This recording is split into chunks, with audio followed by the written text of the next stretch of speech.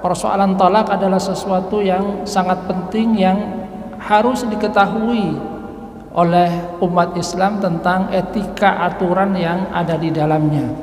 Maka di dalam surah talak ini kita akan mendapatkan penjelasan dari Allah Subhanahu wa taala tentang bagaimana sesungguhnya talak itu, apa aturan yang ditetapkan oleh Allah Subhanahu wa taala tentang talak.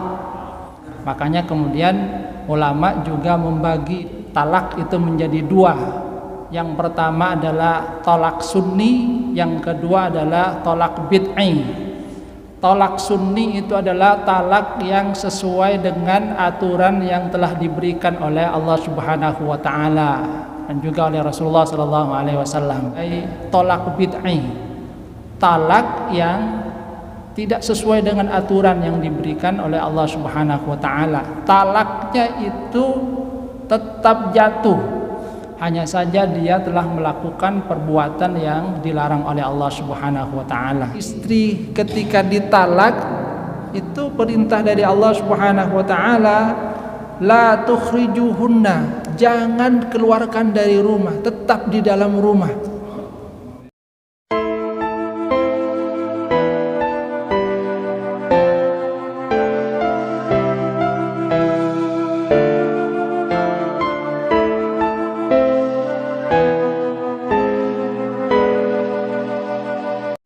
Assalamualaikum warahmatullahi wabarakatuh. Innal hamdalillah nahmaduhu wa nasta'inuhu wa nastaghfiruh wa na'udzu billahi min shururi anfusina wa min sayyiati a'malina. May yahdihillahu fala mudilla lahu wa may yudlil fala hadiyalah. Asyhadu an la ilaha illallah wahdahu la syarika lah wa asyhadu anna Muhammadan abduhu wa rasuluhu la nabiyya ba'dah. Allahumma salli ala Muhammad wa ala ali Muhammad kama sallaita ala ali Ibrahim wa barik ala Muhammad wa ala ali Muhammad kama barakta ala ali Ibrahim fil alamin innaka Hamidum Majid. Rabbi shrah li sadri wa yassir li amri wahlul 'uqdatam min lisani yafqahu qawli, amma ba'du. Hadirin jamaah pengajian rahimakumullah, setelah mengkaji surah At-Tahrim, maka sekarang kita mengkaji surah At-Talaq. Surah At-Talaq merupakan bagian dari surah Madaniyah yang diturunkan pada periode Madinah. Firman Allah Subhanahu wa taala, a'udzubillahi minasyaitonir rajim, ya ayyuhan nabi idza talaqtumun nisaa fatalliquhunna li'iddatihinna wa ahsul 'iddah wattaqullaha rabbakum la tukhrijuhunna min buyutihinna wa la yakhrujna illa ayatina bifahishatin mubayyinah wa tilka hududullah wa may yata'adda hududallah faqad zalama nafsah la tadri la'alla Allah yuhditsu ba'da dzalika amra. Hadirin jamaah rahimakumullah, dalam pernikahan itu ada yang disebut dengan mitsaqon ghalidhan, janji agung, perjanjian suci, ikatan suci. Nah, di dalam rumah tangga mungkin saja ada persoalan-persoalan yang terjadi antara suami dengan istri, yang di dalam persoalan itu mungkin saja ada ketidakcocokan sehingga mereka memutuskan untuk berpisah, tidak lagi bersama. Maka di dalam agama itu diberikan jalan keluarnya, yaitu yang disebut dengan talak. Walaupun talak ini sebagaimana yang dikatakan oleh Rasulullah sallallahu alaihi wasallam adalah sesuatu yang halal, akan tetapi sangat dibenci oleh Allah Subhanahu wa taala. Abghadul halal indallah at-talaq. Sesuatu yang halal yang paling dibenci oleh Allah Subhanahu wa taala adalah talak. Karena ini sesuatu yang memang tidak diinginkan. Namun mungkin saja orang itu membutuhkannya karena kemungkinan antara suami dengan istri sudah tidak bisa lagi untuk hidup bersama. Jadi diberikan jalan keluar. Artinya apa? Kalau kita lihat di dalam agama kita itu diatur semuanya itu sesuai dengan kebutuhan yang memang manusia itu memerlukannya. Ketika persoalan talak itu perlu untuk diberikan, maka kemudian diberikan. Bahkan kalau kita lihat di dalam surah ini, surahnya itu adalah surah talak, surah yang membahas persoalan tentang talak, yang menunjukkan bahwa persoalan talak pun itu adalah sesuatu yang sangat penting. Sebagaimana juga persoalan tentang pernikahan itu juga adalah sesuatu yang sangat penting. Cuma tidak ada surat nikah. Ya, yang ada surat nikah dari KUA itu. Jadi surat talak, surat yang membicarakan tentang persoalan talak, yang artinya bahwa persoalan talak adalah sesuatu yang sangat penting yang harus diketahui oleh umat Islam tentang etika aturan yang ada di dalamnya. Maka di dalam surah talak ini kita akan mendapatkan penjelasan dari Allah Subhanahu wa taala tentang bagaimana sesungguhnya talak itu, apa aturan yang ditetapkan oleh Allah Subhanahu wa taala tentang talak, sehingga seorang itu hendaknya memang juga harus mengetahui persoalan yang berkaitan dengan talak. Talak secara bahasa itu bermakna melepas. Jadi melepas ikatan yang sebelumnya ada. Karena sebagaimana yang disampaikan tadi, pernikahan itu adalah mitsaqun ghalidh, perjanjian suci, ikatan suci yang menghubungkan antara seorang laki-laki dengan perempuan di dalam satu ikatan rumah tangga, suami istri. Maka tolak itu adalah melepaskan ikatan yang tadinya sudah dibuat. Jadi secara bahasa itu adalah melepas ikatan yang terjadi antara seorang laki-laki dengan perempuan. Bagaimana Allah Subhanahu wa taala memberikan aturan di dalam talak ini yang perlu kita pahami, sehingga seseorang itu berhati-hati di dalam melaksanakan atau mengucapkan kata talak. Ayat ini dimulai dengan seruan kepada Rasulullah sallallahu alaihi wasallam, ya ayyuhan nabi idza talaqtumun nisaa fatalliquhunna li'iddatihinna wa ahsul iddah. Wahai nabi, jika kamu mentalak istri-istri kamu, maka talaklah mereka pada iddahnya dan hitunglah iddah itu. Di dalam ayat ini kita akan mendapatkan bahwasanya Allah Subhanahu wa taala itu menyeru, wahai nabi, ya ayuhan nabi.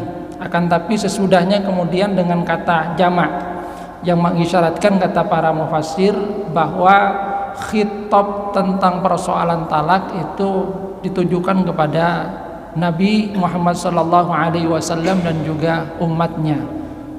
Ada juga yang memaknai ayat ini dengan ya ayyuhan nabi, wahai nabi, qul, katakanlah kepada umatmu, idza talaqtumun nisa, jika kalian itu mentalak istri-istri kalian, fatalliquhunna li'iddatihinna, maka talaklah mereka pada iddahnya dan hitunglah iddah. Jadi ada yang menyatakan seperti itu, tapi ada juga yang menyatakan kenapa dengan kum di sini idza talaqtum dalam bentuk jamak. Ada juga yang memaknainya sebagai takriman di Rasulullah sallallahu alaihi wasallam, penghormatan kepada Rasulullah sallallahu alaihi wasallam. Tapi ada yang memaknainya itu dengan adanya huruf yang disembunyikan. Jadi ya ayuhan nabi, wahai nabi, qul, katakan kepada umatmu. Jadi pesan kepada Rasulullah sallallahu alaihi wasallam agar menyampaikan kepada umatnya tentang persoalan yang berkaitan dengan talak. Sebab turun dari ayat ini ada dua riwayat. Yang pertama adalah riwayat yang menyatakan bahwasanya ayat ini turun berkaitan dengan Rasulullah sallallahu alaihi wasallam yang mentalak istrinya Hafsah. Karena persoalan yang kita bahas kemarin pada surat Tahrim, ketika Hafsah itu tidak bisa menyimpan rahasia yang diberikan antara beliau dengan Rasulullah sallallahu alaihi wasallam. Jadi Hafsah itu adalah putri dari Umar bin Khattab. Pada saat pernikahan antara Umar bin Khattab, antara Rasulullah SAW dengan Hafsah ini menjanda pada usia 18 tahun. Nah, karena usianya itu masih muda, Umar bin Khattab itu merasa kasihan juga. Ini anak saya masih muda kok sudah janda. Maka pertama ditawarkan kepada Abu Bakar As-Siddiq, ditawarkan juga kepada Utsman. Namun kemudian Rasulullah SAW menyatakan Hafsah akan mendapatkan suami yang lebih baik daripada Utsman, dan Utsman akan mendapatkan istri yang lebih baik daripada Hafsah. Karena kemudian ditawarkan tidak mau, mangkal juga mungkin Umar, tawarkan anak saya tapi tidak mau, padahal sahabat dekatnya itu. Tapi kemudian dilamar oleh Rasulullah sallallahu alaihi wasallam, sementara Utsman itu dikawinkan dengan putri dari Rasulullah sallallahu alaihi wasallam. Jadi riwayat yang pertama menyatakan bahwasanya ayat ini berkaitan dengan apa yang dilakukan oleh Rasulullah sallallahu alaihi wasallam, yaitu mentalak Hafsah. Maka kemudian malaikat Jibril memberikan perintah kepada Rasulullah sallallahu alaihi wasallam, tentu saja dengan perintah Allah Subhanahu wa taala. Faqila lahu raji'ha, rujuklah dia. Jadi rujuklah dia. Fa innaha sawwamah qawwamah. Karena Hafsah itu adalah seorang perempuan yang rajin berpuasa. Qawwamah, beliau juga adalah orang yang rajin sholat malam. Jadi ada keistimewaan yang ada pada Hafsah binti Umar, rajin puasa dan juga rajin sholat malam. Wahia min azwajika wa nisaika fil jannah, dan dia itu termasuk nanti istri kamu di surga. Jadi makanya di sini kemudian di dalam ayat ini ada yang disebut dengan iddah, gitu, masa menunggu. Jadi masa menunggu seorang suami pada saat dia mengucapkan kata talak, tidak langsung kemudian benar-benar berpisah, akan tapi ada jeda waktu sebelum hubungan antara suami dengan istri itu benar-benar putus. Ya, salah satu hikmahnya adalah sebagai masa untuk menentukan, mempertimbangkan dengan baik apakah benar-benar akan berpisah ataukah masih akan rujuk. Makanya kemudian diberikan waktu iddah, waktu atau masa tunggu. Artinya ketika seorang suami itu mengucapkan kata talak itu sendiri dari segi jelas atau tidaknya itu akan ada dua. Ada talak yang sifatnya sharih, yang terang, jelas.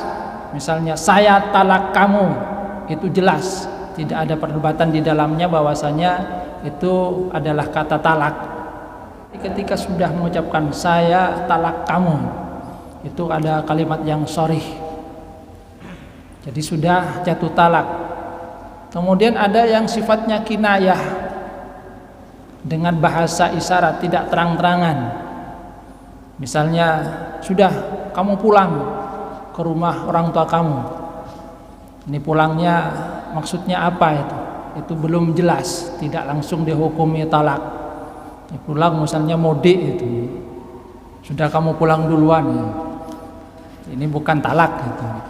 Jadi kalau kinayah yang sifatnya tidak jelas, ada bahasa sindiran, ada bahasa isyaratnya, maka itu tergantung kepada niat dari suaminya. Kalau dia meniatkannya untuk mentalak, maka jatuh talak. Tapi kalau tidak berniat untuk mentalak, maka tidak jatuh talak. Ya, suruh pulang, sudah kamu pulang ke rumah orang tua kamu. Pulangnya kenapa itu? Ya mungkin karena hari ini tidak ada makanan, sudah pulang dulu, makan di sana. Itu dari segi kejelasan. Jadi ketika mengucapkan kata talak itu ada yang disebut dengan masa iddah, masa tunggu. Artinya dalam hal ini hubungan antara suami dengan istri itu belum benar-benar putus. Jadi belum benar-benar putus. Makanya nanti ada hal yang berkaitan dengan hal ini di dalam ayat ini tentang istri yang ditalak gitu, tapi masih ada di dalam masa iddah. Jadi statusnya bisa dikatakan masih istri atau mungkin ya setengah istri, karena dia masih istri maka dia masih mempunyai hak untuk diberikan nafkah. Dalam ayat ini nanti juga disebutkan dia masih tinggal di dalam rumah bersama dengan suaminya, cuma mungkin sudah pisah ranjang, itu ditalak. Aturan yang diberikan oleh Allah Subhanahu wa taala. Supaya apa? Supaya seorang itu tidak terburu-buru untuk mengucapkan kata talak. Ada pertimbangan-pertimbangan yang nantinya dia pikirkan lebih lanjut. Jadi masa iddah, masa menunggu, dia masih statusnya istri. Jadi istri, belum putus sepenuhnya.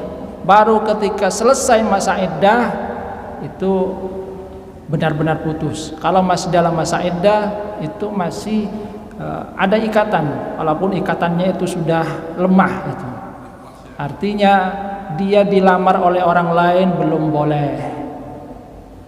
Jadi belum boleh, bahkan di dalam ayat ini jangan keluar sembarangan, itu juga masih diberikan aturan oleh Allah Subhanahu wa taala. Dia masih juga mempunyai hak untuk diberikan nafkah oleh suaminya, karena memang ikatannya masih belum putus, tapi sudah lemah antara keduanya, sudah mulai diurai oleh suaminya.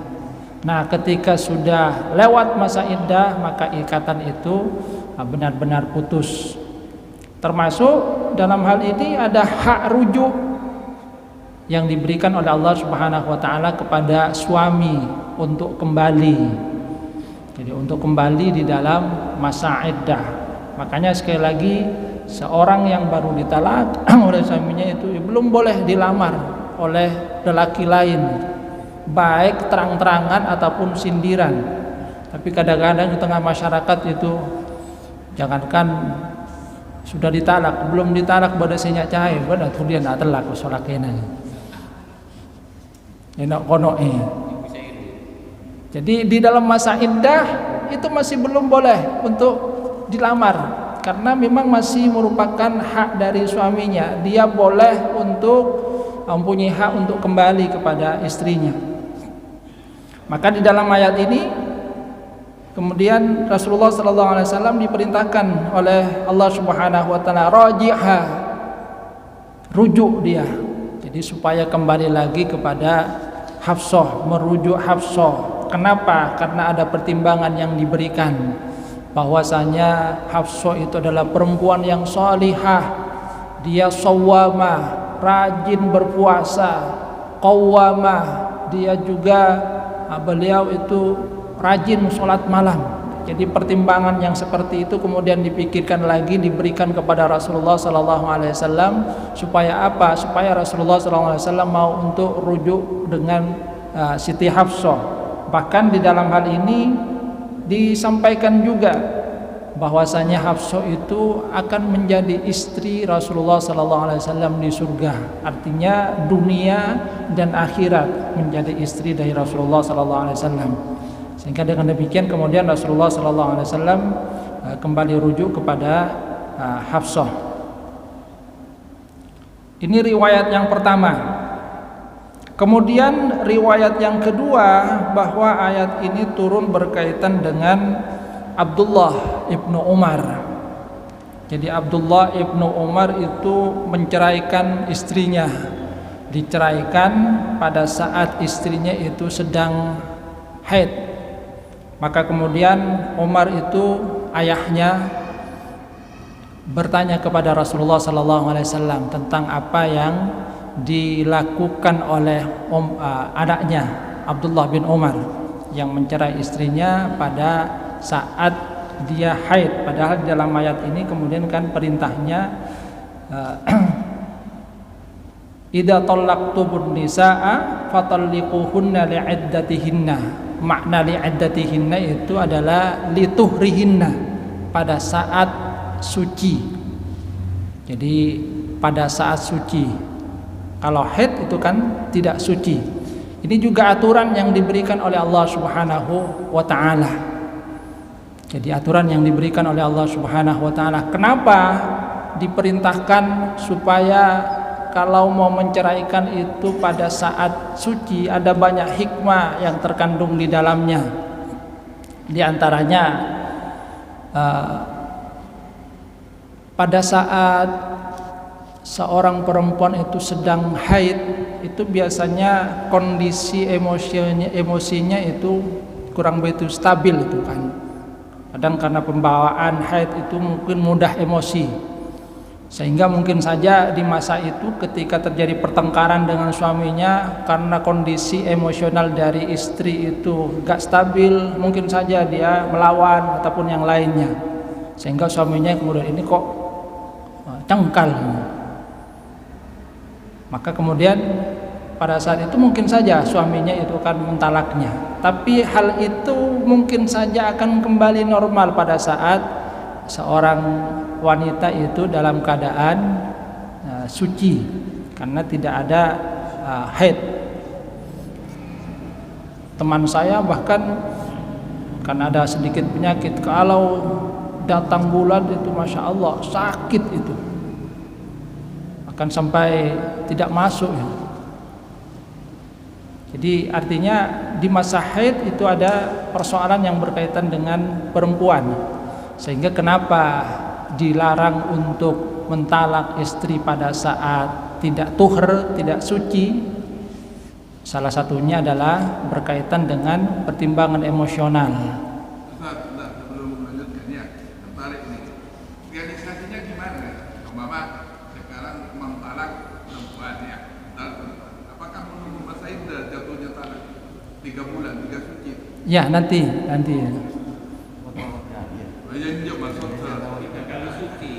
Benda jatuhnya itu maksud saya. Baik. Ini kan nanti yang berkaitan dengan Ibnu Umar ada pembahasannya itu.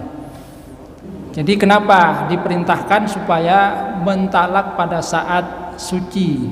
Salah satunya pertimbangan ya, berkaitan dengan emosional. Yang kedua itu juga pertimbangan di sini, makanya kemudian agama sesungguhnya memberikan aturan yang sangat manusiawi, terutama dalam hal ini kepada perempuan yang ditalak. Kalau ditalak pada saat haid, ya pada saat haid, sementara hitungan dari iddah itu kan 3 kali suci, maka itu masa iddahnya akan lebih panjang. Ini haid, kemudian suci, haid lagi, suci lagi, haid lagi, suci lagi, sehingga itu panjang. Sementara kalau ditalak pada saat suci, maka hitungan sucinya itu sudah dimulai pada saat itu. Suci di sini pertama adalah dia tidak haid, kemudian yang kedua suci tapi belum dikumpuli, belum melakukan hubungan intim. Jadi suci dan belum melakukan hubungan intim. Kalau suci kemudian melakukan hubungan intim, ini tidak termasuk di dalam kategori li'iddatihinna. Kenapa? Karena di situ juga ada pertimbangan. Jangan-jangan dari hubungan itu nanti hamil, kasihan kan? Baru kemudian sudah berkumpul, setelah itu ditalak, hamil. Kan mungkin saja ada persoalan yang lain yang berkaitan dengan istri, dengan anak. Jadi artinya aturan yang diberikan oleh Allah Subhanahu wa taala juga untuk kepentingan semua. Kepentingan suami, kepentingan istri, dan juga kemungkinan kepentingan dari anak yang dihasilkan dari hubungan itu. Ini makna li'iddatihinna, lituhrihinna. Jadi pada saat suci, suci pun di situ adalah suci yang belum melakukan hubungan intim.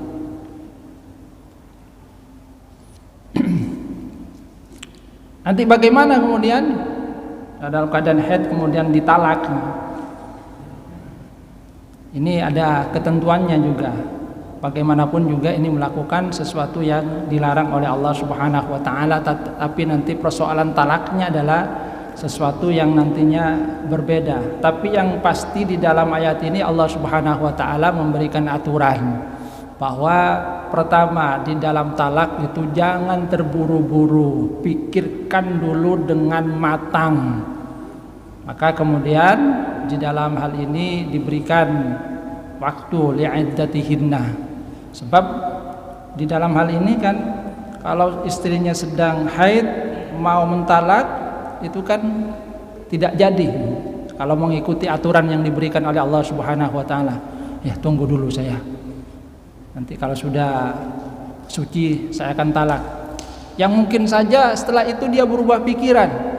Setelah suci kemudian istrinya sudah normal lagi, melayani dengan baik. Oh, ternyata tang bini boleh cengkal setia mak toro oca. Jadi mungkin saja ada hal yang seperti itu terjadi. Yang tadinya mau mentalak gak jadi karena melihat kondisi yang berbeda antara saat istrinya sedang dalam keadaan haid dan dalam keadaan suci. Kemudian tadi pertimbangan supaya waktu indahnya tidak terlalu lama. Ini supaya juga pertimbangan kepada istri yang dicerai. Nah, persoalannya bagaimana kalau ditalak dalam keadaan suci, dalam keadaan haid?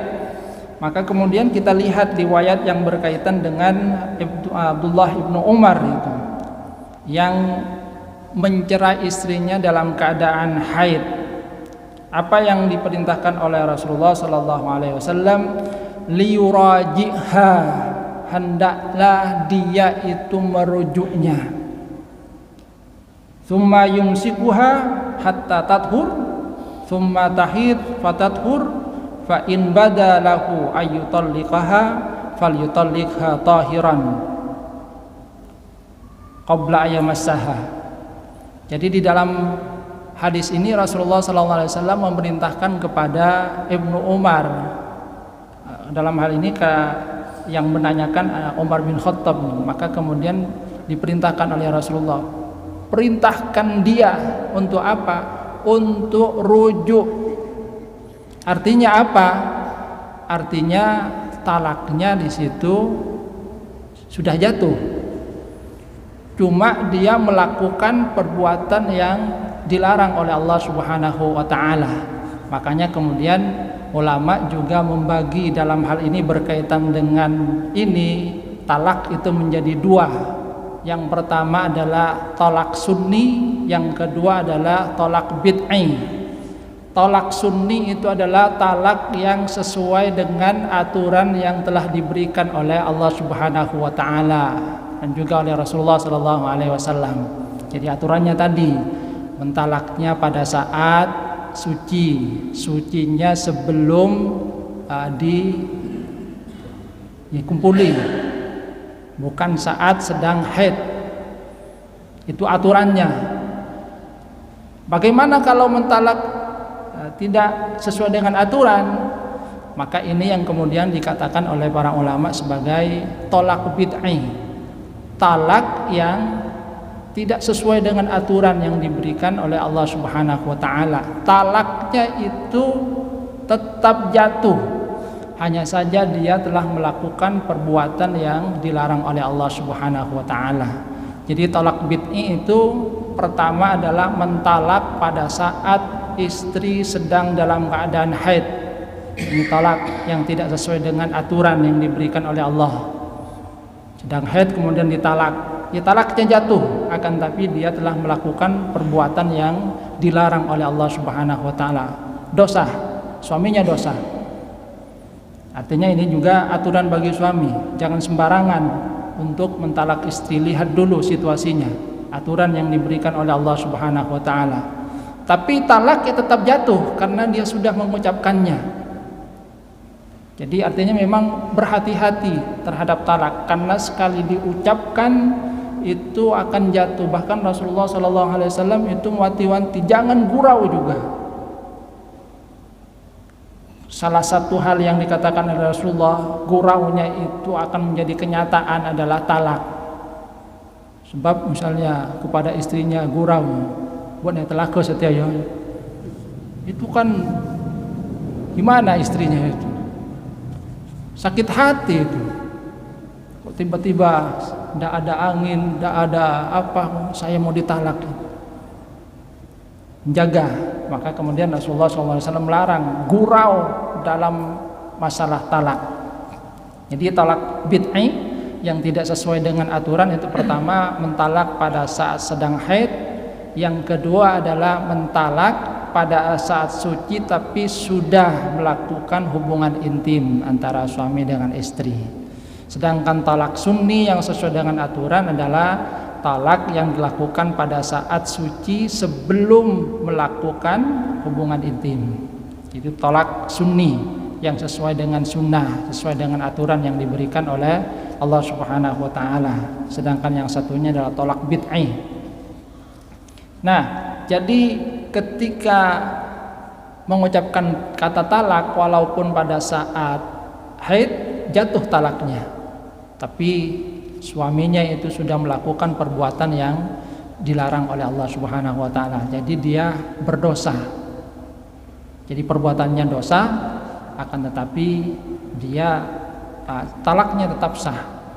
Sama mungkin kita bisa ambil perbandingan. Ada seorang yang memakai arlojinya itu dari emas misalnya. Emas kan dilarang untuk laki-laki. Ya sholatnya tetap sah, tapi perbuatannya yang tadi memakai emas itu adalah perbuatan yang lain, tapi tidak mempengaruhi keabsahan dari sholatnya, karena sholatnya sudah dilakukan sesuai dengan aturan yang ada, sesuai dengan rukun-rukunnya dilaksanakan, ya sudah sah. Tapi perbuatannya yang tadi itu adalah perbuatan yang tidak benar, sama dengan ini. Jadi fatalliquhunna li'iddatihinna, talaklah pada iddatihinna lituhrihinna, pada saat suci sebelum dikumpuli, sebelum melakukan hubungan intim. Wa ahsul iddah, dan hitunglah iddahnya itu. Kenapa suruh hitung? Karena memang masa iddah adalah masa untuk menunggu, yang di dalamnya mungkin saja ada pertimbangan-pertimbangan yang diberikan oleh suami ketika dia mentalak istrinya, menyesal misalnya. Maka masa iddah itu adalah masa untuk ya istilahnya introspeksi, baik suami ataupun istri. Wa asul iddah, maka hitunglah. Jadi hitung nanti tentang masa iddah itu bermacam-macam. Tapi secara umum kalau perempuan yang sudah melakukan hubungan, jadi kalau perempuan yang belum melakukan hubungan sama sekali dengan suaminya tidak ada masa iddahnya. Habis akad misalnya tengkar langsung talak, maka tidak ada. tidak ada iddah, ya sudah langsung putus karena memang belum ada hubungan antara keduanya, ya hanya hubungan akad itu saja, itu kan nikah dalam artian akad. Wahsul iddah, hitunglah iddahnya. Iddahnya kalau secara umum itu adalah kalau yang masih haid itu kan salah satu quru.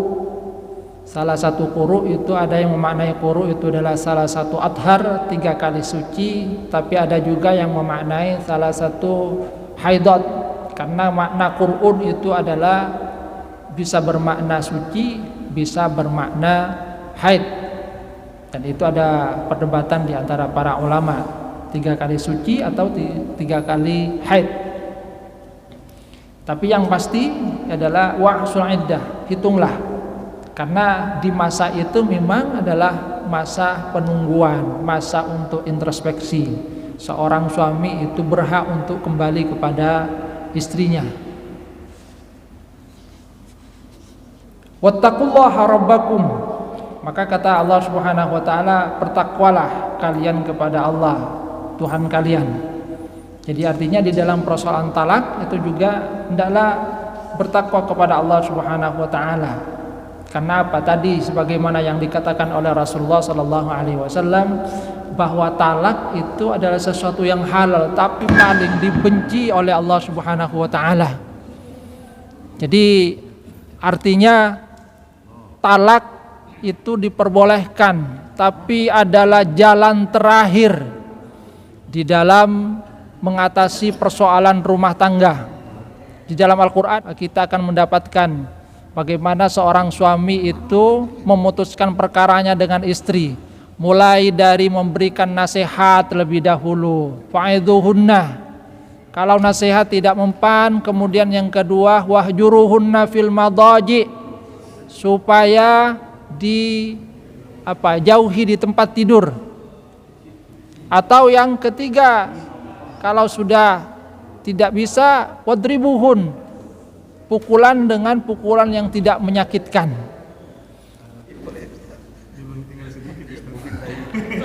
Waktunya juga tinggal sedikit. La tukhrijuhunna min buyutihinna wa la yakhrujna illa ayatina fahsyatin mubayyinah.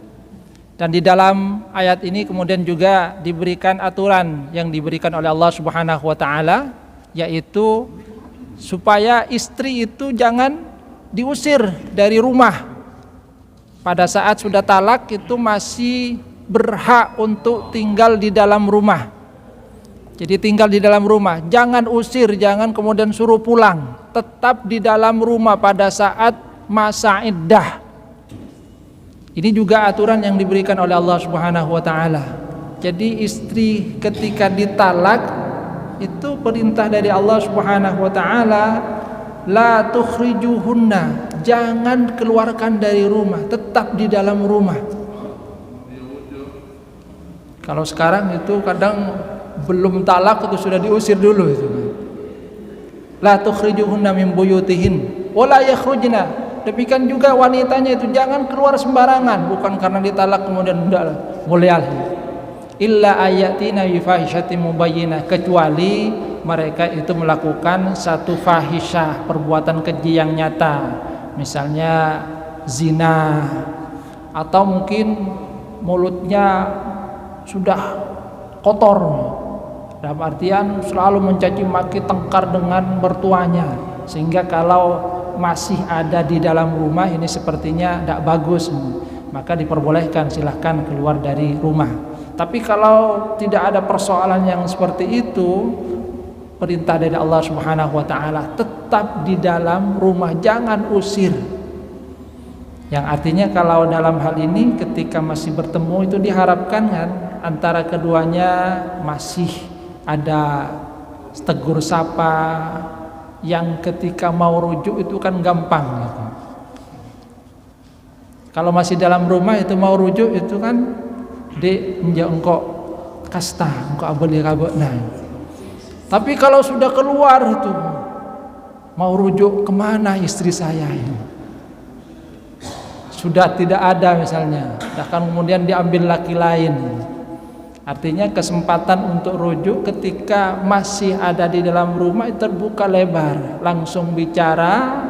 Bahkan ada juga kalau dalam Imam Hanafi langsung hubungan itu, tapi sebagian yang lain mengucapkan harus diucapkan dengan kata-kata bahwasanya dia akan rujuk di engkau kastang kok belia kabakna. Itu sudah cukup bahwasanya dia itu kembali. Jadi jangan keluar dari rumah. Ini aturan yang diberikan juga di dalam agama, yang artinya persoalan rumah tangga ini adalah sesuatu yang memang sangat-sangat dijaga. Makanya kemudian kata Allah Subhanahu wa taala, "Wa tilka hududullah." Itulah batasan-batasan yang telah ditetapkan oleh Allah Subhanahu wa taala, jangan dilanggar. "Wa may yata'adda hududallah faqad dzalama nafsah." Yang melanggar aturan yang seperti itu kata Allah Subhanahu wa taala berarti dia telah menzalimi dirinya. La tadri la'allallah yuhditsu ba'da dzalika amra. Sebab kita tidak tahu, Allah Subhanahu wa taala menyatakan kamu tidak tahu, boleh jadi Allah Subhanahu wa taala akan memberikan sesuatu yang lain. Ya tadi mungkin saja hati yang berubah, pikiran yang kemudian tadinya menyesal, ada hikmah yang kemudian ada mungkin informasi-informasi baru yang dia dapatkan sehingga dia menarik kembali keputusannya untuk talak dengan istrinya. Tapi yang paling penting bahwa sekali lagi sebagaimana yang diisyaratkan oleh Rasulullah SAW, talak itu adalah jalan terakhir. Jadi jalan terakhir ketika semua pintu itu sudah tidak bisa lagi, tidak terbuka, maka pintu talak itu diberikan. Sebab ada yang memang sudah tidak bisa lagi dipersatukan, maka talak ini adalah jalan keluar yang merupakan pintu darurat yang memang harus dilalui bagi mereka yang memang harus melaluinya. Sebab di agama lain ada juga yang tidak dibuka pintu talak itu. Jadi sekali menikah itu seumur hidup, teka-tokar tak bisa talak itu. Ini adalah sesuatu yang tidak benar juga. Dalam agama kita itu diberikan pintu keluar, tapi ini adalah pintu darurat, jalan terakhir ketika jalan yang lain sudah tidak bisa lagi ditempuh. Hadirin jamaah rahimakumullah.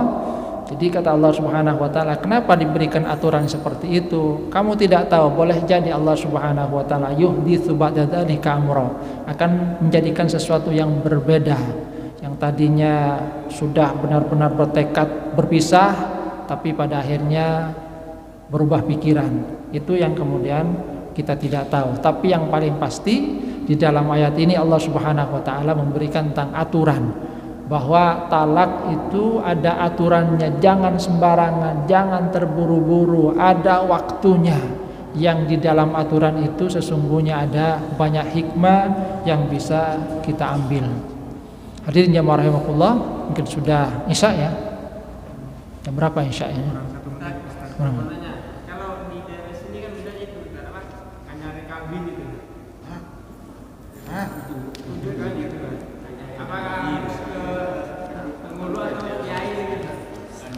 Ngajari kabin itu mujamalah saja itu.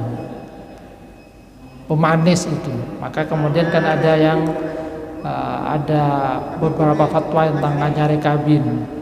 Ada yang menyatakan kalau tujuannya untuk memperbaharui hubungan silahkan, tapi kadang ada yang tujuannya kalau dulu untuk merubah nasib kadang. Dalam agama tidak ada. Maka kemudian istilahnya mujamalah, sebab yang menikah lagi itu kan berarti kan hubungannya putus, padahal tidak putus ini kan.